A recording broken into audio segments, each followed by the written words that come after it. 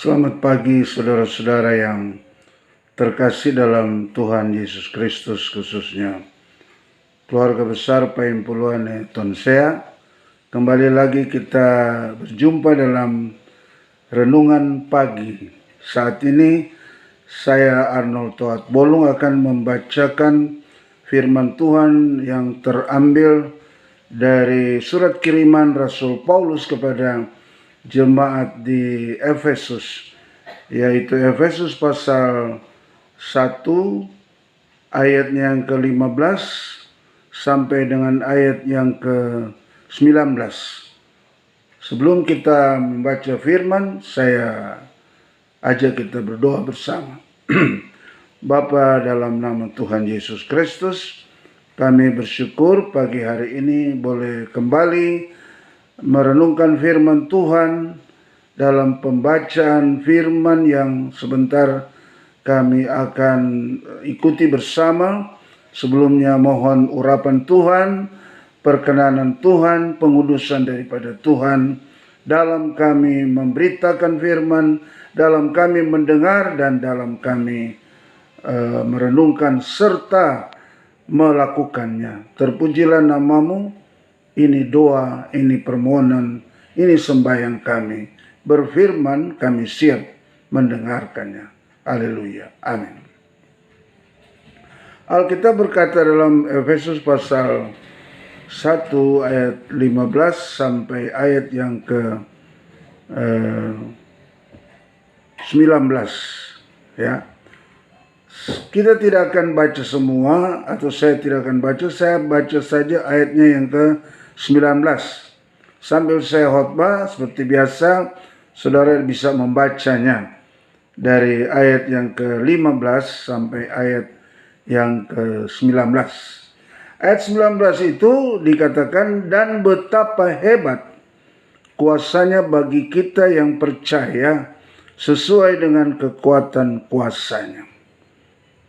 Judul firman Tuhan kita hari ini adalah betapa hebat kuasanya bagi kita yang percaya. Artinya rahasia mengalami kehebatan Tuhan dalam hidup kita. Jadi kalau kita ingin mengalami kehebatan, kedahsyatan Tuhan dalam hidup kita, Rasul Paulus mengawalinya dari ayat-ayat sebelumnya, ayat 15. Karena itu setelah aku mendengar tentang imanmu. Jadi orang-orang yang hebat adalah orang-orang yang mempunyai iman, mempunyai keyakinan percaya akan kuasa Tuhan. Yang walaupun kita mengalami banyak problem, banyak pergumulan di masa pandemi yang kita tidak tahu kapan berakhir.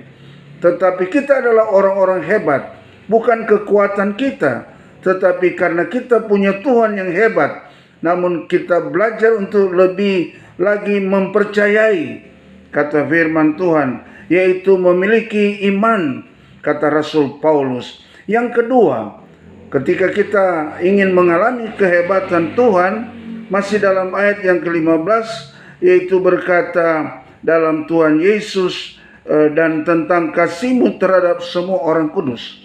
Orang-orang yang hebat adalah orang-orang yang memiliki kasih, memiliki kepedulian kepada orang-orang kudus, kata Rasul Paulus.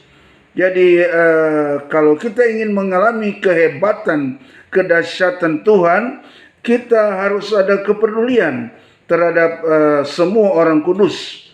Lalu yang ketiga dari 4 hal yang ingin saya sampaikan adalah ayat 16, aku pun tidak berhenti mengucap syukur karena kamu.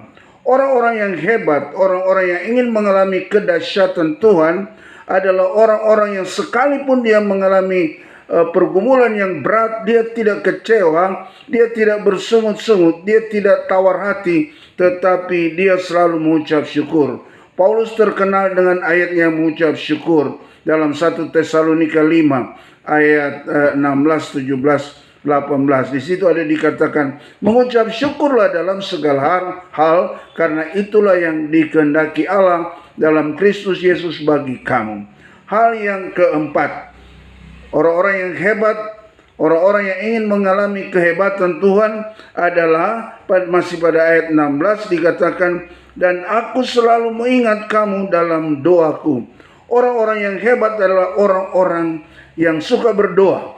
Ya, Yakobus 5 ayat yang ke-16 bagian akhir dikatakan, doa orang yang benar bila dengan yakin didoakan besar kuasanya. Pertanyaannya, maukah kita menjadi orang-orang yang hebat? Adakah imanmu? Adakah kasihmu?